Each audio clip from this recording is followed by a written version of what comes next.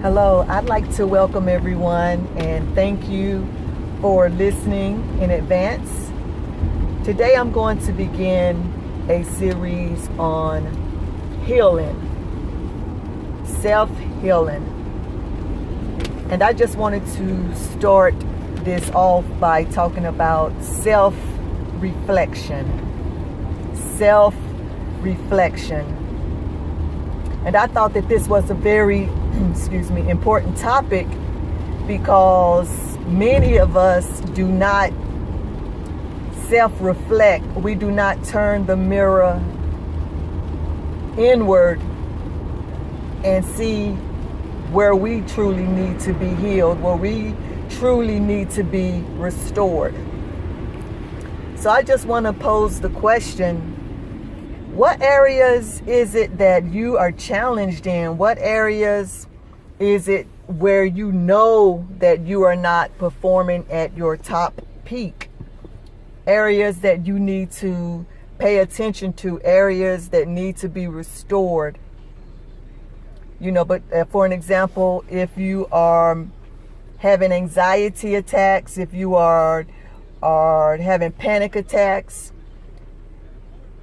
we need to, first of all,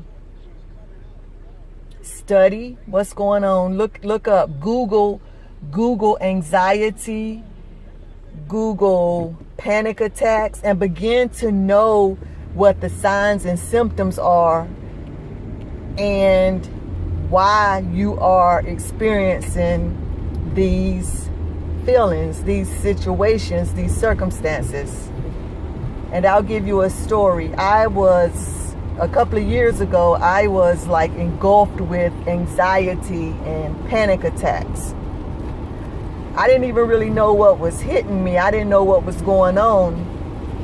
And I look back in hindsight, and over the course of my life, I've always had like depression, just minor, mild depression that I thought, I didn't even put it as depression at first. I was just like, man, I'm just sad, but when I look back and pinpoint certain areas of my life, I was depressed. I didn't even really know I was depressed, but I was depressed.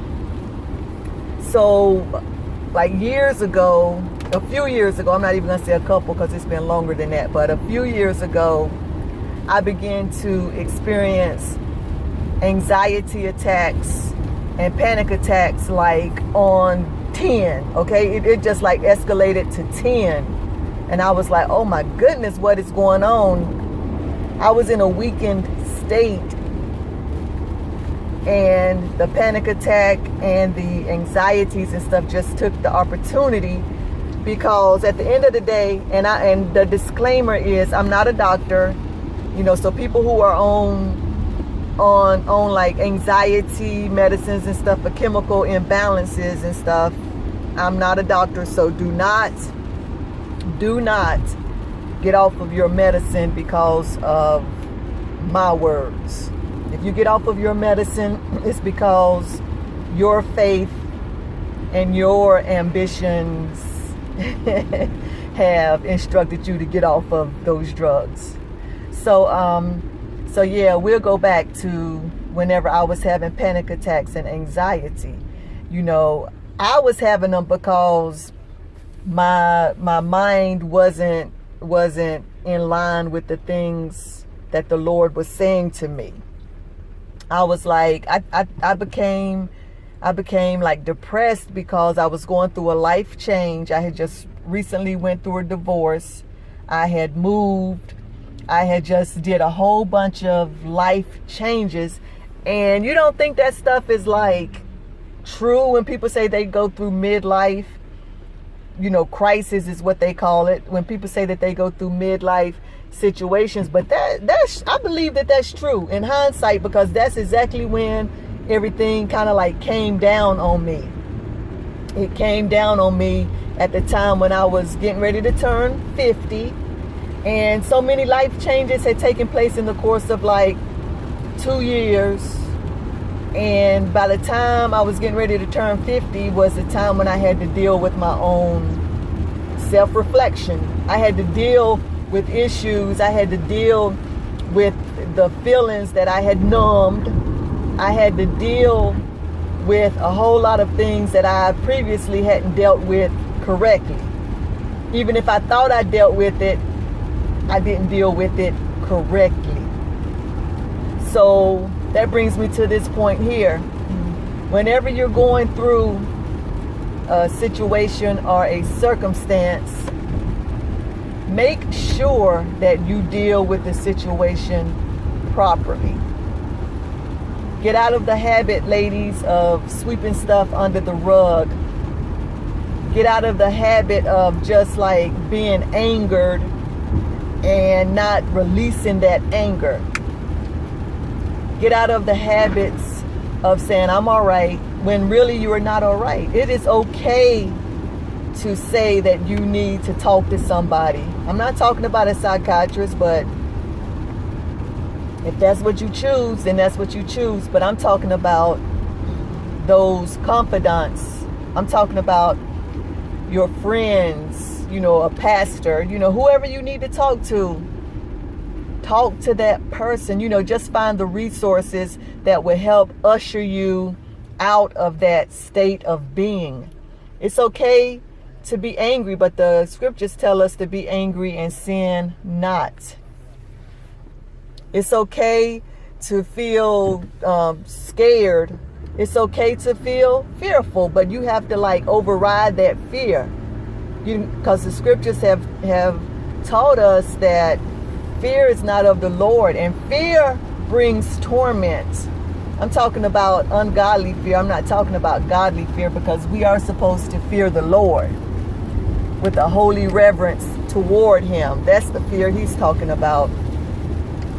And our fear, our fight or flight can sometimes, save our lives. Sometimes we will be in that high anxiety moment. Even athletes, they have these high intensity, anxious moments. And not just athletes, but it's okay to have those anxious moments. But you cannot live in a perpetual state of anxiousness and anxiety and think that you're going to come out okay, because it causes your adrenal gland to be overactive. It causes your nervous system to get off kilter, and it begins to cause chemical imbalances, because you start depleting magnesiums and your potassiums and your things in your bodies that are supposed to balance out. You become imbalanced. So be aware of that. So what I would do whenever I was going through that state, and I would do this in the midst of going through that state. I mean, I was I could be sitting at my desk, and all of a sudden I would feel the tentacles of this demon, of this spirit coming upon me. I would be able to feel whenever this was beginning to come. And I didn't understand it at first. I was like, oh my goodness, it would just bring more anxiety, and I would tense my body up. And the fear was oh my goodness, the fear was at such a high intensity in me.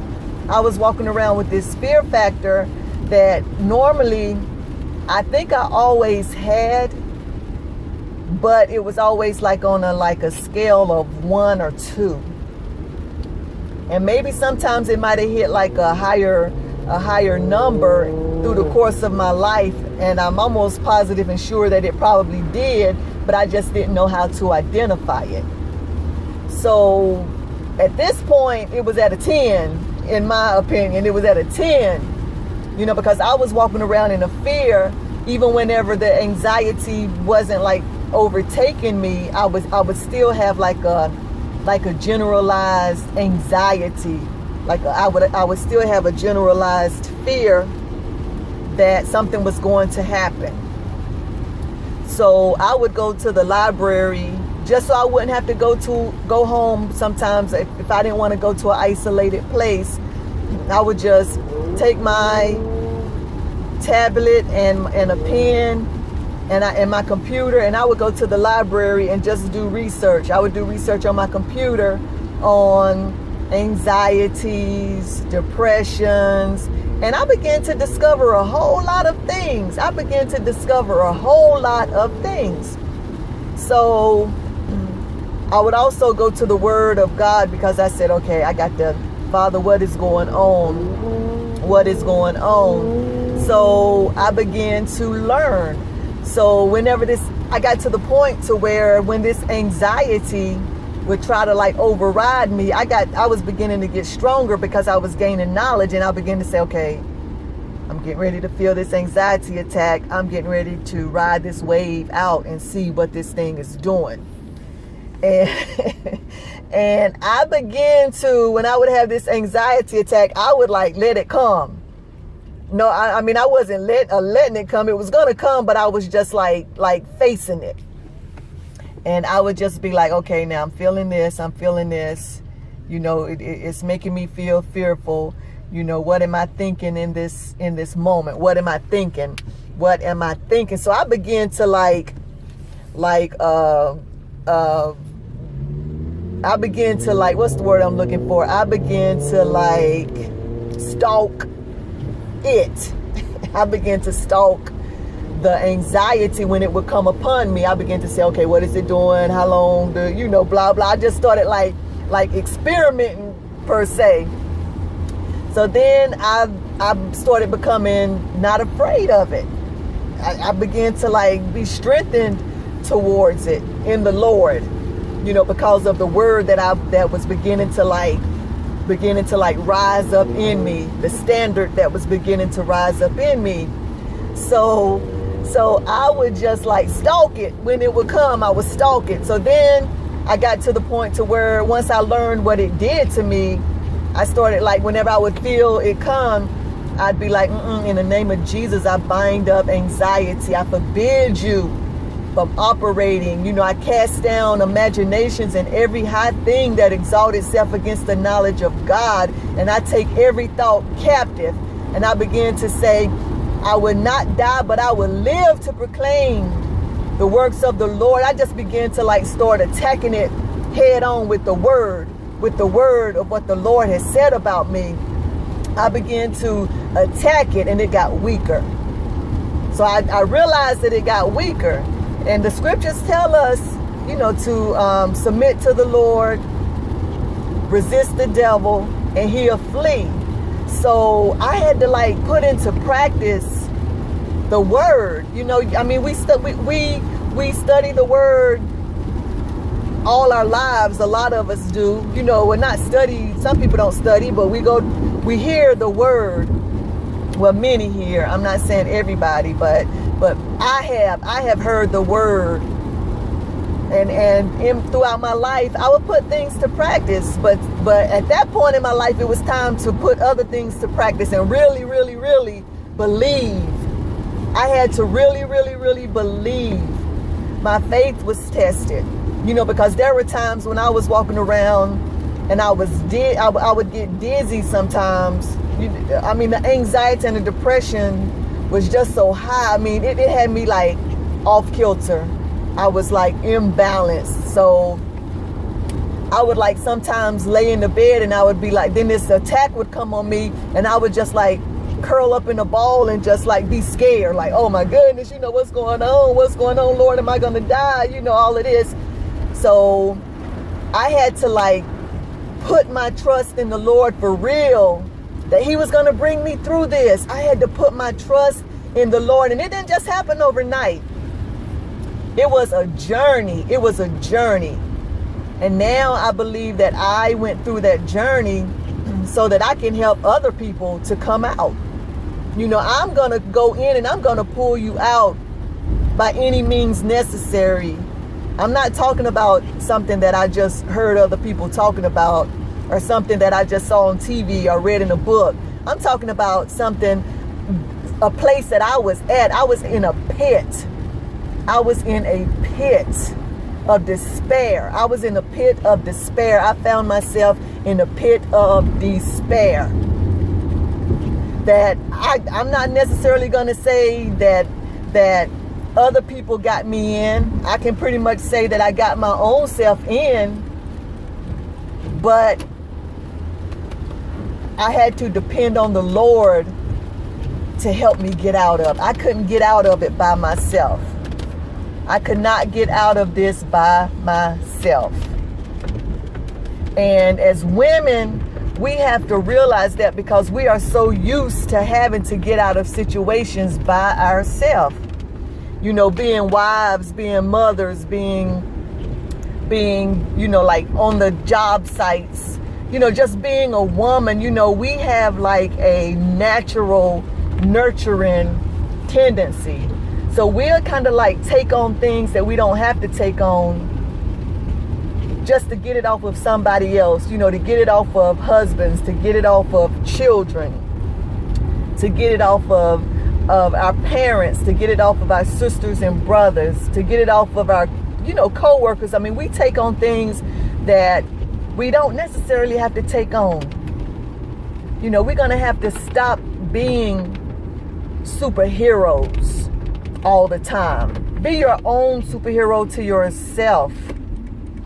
Be the superhero to yourself and self-reflect and bring yourself out. Get yourself into safety. Get yourself into the safety zone. Stop trying to like pull everybody else into safety. Now, if you can get them in there without taking an L, without taking a loss, then by all means. By all means. But don't sacrifice your own well-being for somebody else's well-being. That's not what the Lord has brought you to. That's not what you are designed to do. Because every person has to give an account for themselves once they get to a certain age. Now, we can talk to them and we can like try to push and pull them. But sis, if they don't want to be moved, then you are not going to move them. I promise you, you are not going to move them. Now, the Lord can move them, but that just you just have to like put prayer on them. You know, just pray for them and let them go. Let them go. Let them go. And just pray for your own self that you just stay out of the way and let the Lord work on them. But anyway, sis, I don't want to make this video too long, but there will be videos to follow, and I will have guest speakers, you know, people on panels, and we're going to like talk about this healing. We're going to talk about this series of self-healing mentally, emotionally, physically, spiritually, sexually. Yeah, even sexually. Because I believe that whenever you're like, especially if you grew up in a church, a four-wall structured church, and a lot of times those churches were more so religious. And whenever you're growing up in that sector, then it's a lot of things that a lot of things that you put on your own self because of what was being taught to you. Things that were incorrect. You know, because we are like a balance. We're supposed to be balanced, and that's in all areas. You know, the physical, mental, spiritual, emotional, and sexual. But the sexual ability, most of the time, is either one of two extremes. Excuse me. You're either like promiscuous, you know, because you're acting in rebellion, or either you've just like locked everything up and you're not even allowing yourself to like thrive as a sexual being. Now, I'm not saying intercourse sex if you're not married. I'm not saying that, but I'm just saying you still have to know and understand and grow your sexuality. You still have to be familiar with it. Because if you came up in the school I came up in the era that I came up in, a lot of times, you know, it was like deemed, just don't get pregnant. You know, don't be having sex. You know, pregnancy and stuff wasn't like looked at like it is nowadays. People just like say, okay, well, we going to have a baby shower. You got pregnant. Okay, yeah, good. But back in the day, it wasn't welcomed like that because it was still a standard. So our sexuality was not groomed. Sexuality was like basically doomed. Unless you got married and everything, and then there was still nobody there to teach you how to do what you need to do in order to be, like competitive with your man, you know what I'm saying? Back in the day, you know what I mean? So yeah, we're gonna heal in all areas. So please look out for other videos and everything, and let's get this thing started, and let's do what we gotta do to be wholesome, whole women, and let's enjoy life. We are here to enjoy life. We are put on this earth for a reason, and we're supposed to have the joy of the Lord, which is our strength, but he made us into like a well-rounded being. We are a well-rounded person, so we're going to have to like dig in, and we're going to have to turn that mirror inward on us, and we're going to have to like self-reflect, and we're going to have to like get it right and not be ashamed. Not be ashamed. All right. Well, thank you for listening, and have a good day. And I will talk to you soon.